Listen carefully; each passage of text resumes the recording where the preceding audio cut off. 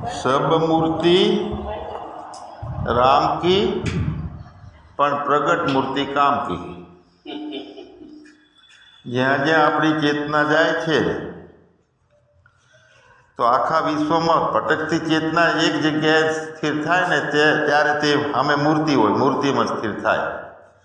તો ભગવાનની મંદિરમાં મૂકેલી મૂર્તિમાં આપણી વૃત્તિ સ્થિર થાય તો એ મંદિર, અને પછી જ્યાં જ્યાં આપણી વર્તી જાય, જ્યાં જ્યાં મનુષ્યોમાં જાય, સાધકોમાં જાય, પ્રાણી પદાર્થોમાં જાય, અને ત્યાં વૃત્તિ આપણી આત્મભાવે ટકે ને એટલે એ બધી મૂર્તિઓ, પદાર્થો છે એ મૂર્તિ, વ્યક્તિઓ છે એ મૂર્તિ, જ્યાં જ્યાં આપણી વર્તી જાય છે ને તે મૂર્તિ ઉપર ટકી રહે, મતલબ કે આપણો આત્મભાવે સ્થિતિ ત્યાં જોવાનો, પોતાને જોવાનો। એટલે સબ મૂર્તિ રામ કી લેકિન પ્રગટ મૂર્તિ કામ કી। પ્રગટ હોય એ બધામાં પ્રગટના દર્શન કરી શકે। આત્મભાવમાં જાગેલો છે એને બધે આત્મા દેખાય, અને આત્મભાવમાં જે જાગેલો નથી એટલે આખા વિશ્વનો જે અધિપતિ છે ને એક જગ્યાએ અનુભવ લેતો હોય ને તો એ મૂર્તિમાં લેતો હોય। મૂર્તિ એટલે પોતાના રૂપે, જેમાં કોઈ પણ માણસની આપણે સેવા કરવા જઈએ એટલે રાગદેશ ના દેખાતો હોય ને ત્યાં આત્મભાવ દેખાતો હોય ને ત્યારે તે એ મૂર્તિ, હા। શરીરમાં જઈએ તો શરીરમાં શું છે? મળમૂત્ર છે અને એનું બનેલું શરીર છે, પણ એ શરીરને મૂર્તિ માનીને એને પૂજ્ય ગણીએ તો ગણી ના શકાય, પણ શરીરને ઉડાડવું પણ એને આત્મભાવે એમાં સ્થિતિ કરવાની છે, ત્યારે તે મૂર્તિ કહેવાય। આત્મભાવે આપણે સ્થિતિ કરીએ ને એટલે ભક્તિની આપણે વાત કરી કે ભક્તિમાં કૃપણ છે, બહુ લોભી છે પરમાત્મા ઈશ્વર, ઝડપી ભક્તિ નથી આવતો। તો ભટકતો મન જ્યારે એક સ્થિર થાય છે ને, અને બધામાં મૂર્તિ જોવાની ટેવ પડે ને, બધામાં પોતાનું સ્વરૂપ, એટલે ભક્તિનો ભાવ વધે છે એનાથી ભગવાન, અને જ્યાં જ્યાં ભક્તિનો ભાવ વધે છે ને એટલે સામે ભગવાન વ્યક્ત થઈ જાય છે। એટલે પહેલાં એકમાંથી બે કરવાના, પછી બેમાંથી એકમાં જવાનું। અદ્વૈતનો આનંદ અને દ્વૈતનું મિલન મધુર, આવી મસ્ત આપણી ભૂમિકા જે છે કે જ્યાં જોવું ત્યાં તને ભાવ, બીજું કાંઈ નથી, એવી રીતનું જ્ઞાન અંજન થઈ જાય કે ઘણાને એમ લાગે કે ભાઈ જગતમાં જળ છે, પણ કશું જળ નથી, ચેતન સિવાય બીજું કાંઈ નથી। તો માણસ બોલે છે, હાલે છે, ચાલે છે, ડોલે છે, તો એ ચેતન છે? તો હા, બધું ચેતન સિવાય બીજું કાંઈ નથી, પણ પરમાત્મા બોલતો નથી ને હાલતો નથી, તો શું હાલે ચાલે છે? તો પ્રાણ ભોંકે છે, અહીંથી બોલાય છે, પવન બોલે છે। એટલે ઘણી વખત એવું લાગે કે આપણે જળ પથરાની પૂજન કરવું, એના બદલે લાવો સમાજ સેવા કરીએ, કાંઈ હરિસેવા કરીએ, ભગવાનનું પૂજન થઈ જાય। તો જ્યાં જ્યાં જળ છે ત્યાં એની જગ્યાએ તમે પોતે પોતાને ઠેરાવો। એટલે બધાયમાં દેવ જોઈ અને એનું પૂજન કરવાનું। જળમાં પણ દેવ છે, મૂળ તો ભાવ પ્રતિષ્ઠા કરીને મૂર્તિમાં, ત્યારે એ ચેતન લાગે છે ને, દેવની મૂર્તિ લાગે છે, ભાવ પ્રતિષ્ઠા કરીએ છીએ। તો આપણી ભાવની પ્રતિષ્ઠા બધામાં કેમ ના કરીએ? બધે આપણી પોતાની ભાવ પ્રતિષ્ઠા કરીએ, પોતાના રૂપે પોતે બધાને જોઈએ, તો હવે ત્યાં કને કયું દુઃખ રહે છે, કયો નોખો રહે છે, કઈ ભવાટવી રહે છે, કયું તકલીફ રહે છે? ભગવત ભાવ ટકે એટલે આખા વિશ્વને જે મહારાજા છે એને એક જગ્યાએ લાઈને મૂકી દઈએ, ત્યારે તે વખતે એ રહી એ મૂર્તિ બની જાય। જગતની બધી શક્તિ એક જગ્યાએ જઈને મૂકીએ ને ત્યારે એ વસ્તુ મૂર્તિ બને। હવે ત્યાં જો ખેદ ને ભેદ રહ્યો તો ભ્રાંતિ રહી તો એ ભજન નથી, એ ભક્તિ નથી। એટલે ભગત, ભ એટલે ભાગેલો, ને ગ એટલે ગળેલો, ને ટ એટલે તૂટેલો, માખી ઉડાડવાની હોશ ના હોય, ભગત ના હોય। ભક્ત તેજસ્વી હોય, અર્જુન પણ ભક્ત હતો, ભીષ્મ પિતામહ મહાન ભક્ત હતા।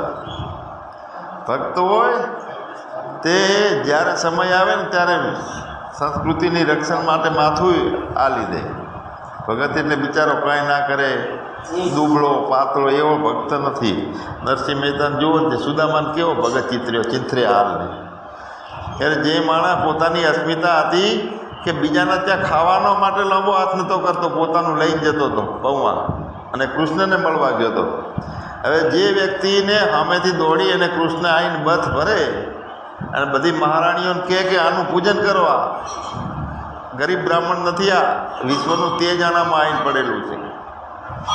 એટલે એ સુદામાને પાસે વૃષ્ણિ સંઘની સ્થાપના કરાઈ કૃષ્ણએ, અને જગત કલ્યાણનો અને ધર્મને ઊભો કરવા માટે સુદામાનો ઉપયોગ કર્યો છે. અને રાજ્ય સારું ઊભું કરવા માટે, રાજ્યમાં ધર્મ ઊભો કરવા માટે એણે અર્જુનનો દ્રૌપદીનો ઉપયોગ કર્યો છે. જુઓ, હા, અંદરથી સિંગિંગ એન્ડ સાયલેન્ટ રિવોલ્યુશન, શાંત અને સંગીતમય ક્રાંતિ કૃષ્ણએ ઊભી કરી.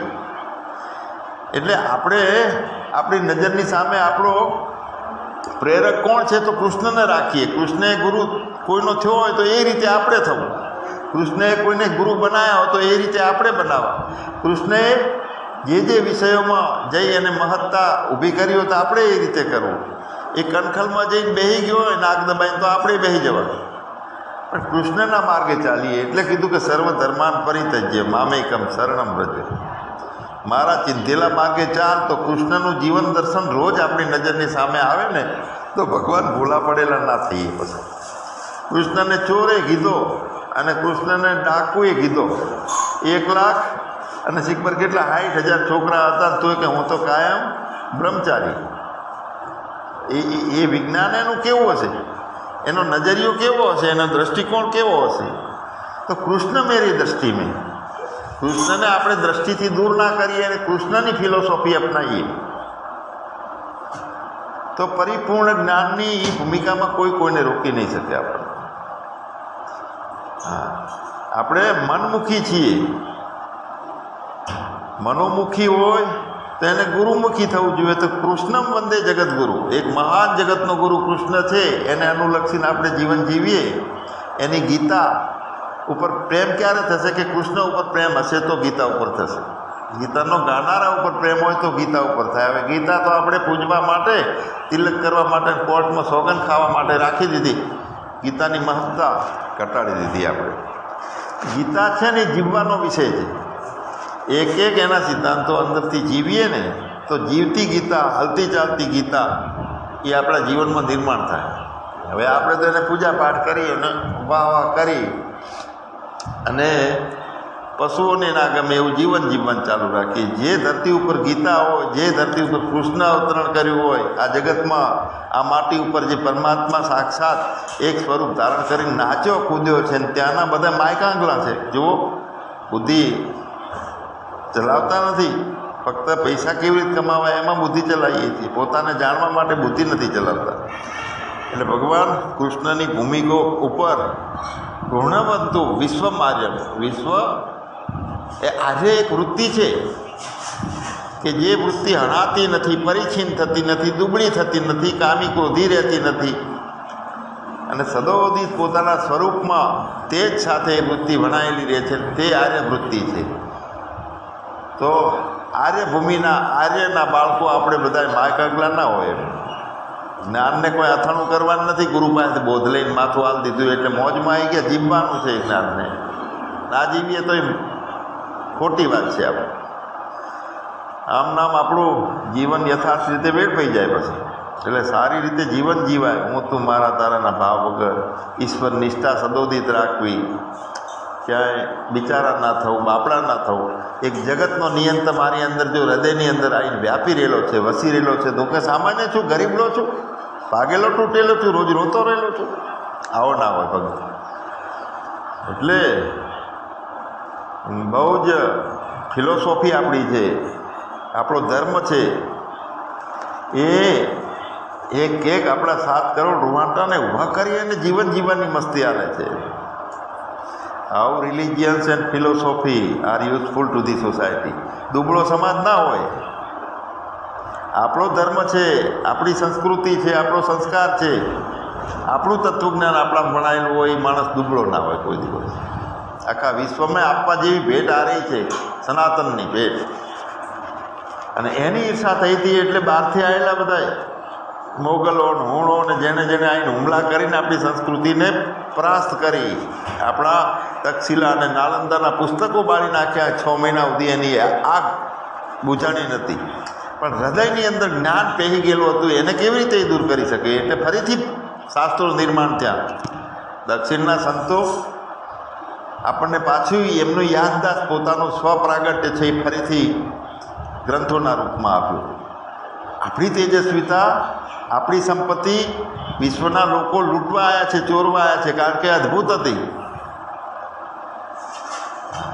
હવે આપણી શેરીઓમાં આપણે રહીએ ને મચ્છર ઉડાડવાની તાકાત ના હોય ને ઉકેડાની જેમ જીવન જીવતા હોય, શરીરમાં રોગોનું ભાન ના હોય, કોઈ વિવેક ના હોય, સાધુ સંતોની ઇજ્જત ના હોય, ધર્મની ઇજ્જત ના હોય, અને વિસ્કીઓ પીવાની ને મિટિંગો કરવાની ને સારી ઉજવણીઓ કરવાની બધે જઈને, અને આપણે સમૃદ્ધ સમાજ આપણે બની ગયા એવું લાગે છે. પણ મૂર્ખાઓનો સમાજ ઊભો કર્યો છે. એ તો મહાપુરુષ છે, ઋષિના માર્ગે આપણે ચાલવાનું છે. ઋષિ એટલે ઋષતિ ત્રાયતી સંસાર પારમ દર્શયતી ઇતિ ઋષિ. તમે આમ જીવો તો ભવિષ્યનો આવો સમાજ થશે એવું એ ભાળી શકતો હોય ને એને ઋષિ કહેવાય છે. દાવા બધા જ્ઞાનના થઈ જાય, બધાને ઘરે ઘરે જ્ઞાનીઓ પ્રગટ થયા છે. પણ હજુ સંતો તો કહે છે કે તમે જેટલું સમજો છો ને એ તો 100માં એનો 100મો ભાગ છે, એટલું છે. અસ્તિત્વ કેટલું વ્યાપક છે એને સમજવું કાઠું છે. અને મનોરાજ્યથી આપણે પોતાને દાવા બધે ઘરે ઘરે જ્ઞાનીઓનો, જેમ મંદિરો એક ગામમાં 25 સારી વાત છે, જ્ઞાનીઓ છે તો સારી વાત છે, પણ ઠરવાનું છે પોતાનામાં. બની અને કાંઈ બળવાનું નથી, પાંગરવાનું નથી, મટવાનું. હા, તો એવું જ્ઞાન આપણું છે. એવા સંતો આ ભૂમિ ઉપર થઈ ગયા, એવા અવતારો આ ભૂમિ ઉપર થયા છે. અને ત્યાંનો આ ભૂમિનો જે માનવ છે ને એ દુબળો ના હોય, ઓછો ના હોય, ઢીલો ના હોય. ચાલો આપણી જ્ઞાન સભાને આપણે આગળ વધારો. સચ્ચિદાનંદ ભગવાનની જય.